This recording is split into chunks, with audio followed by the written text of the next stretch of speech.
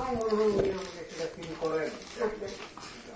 আমি তো অনেক জায়গায় দেখা যাবে ফ্যামিলিতে যে বাবা মানে অনেক এখন ওনার যদি ইচ্ছা করতো ছোটবেলা ভয় দেখাবে বা নিশ্চয়ই উনি এটা ইচ্ছা করলে উনি পারতেন। বিকজ আমি যে বিশ্বাস করি যে একটা ছোট বাচ্চা সে যা করবে সেটাই তার ভিতরে থেকে যাবে।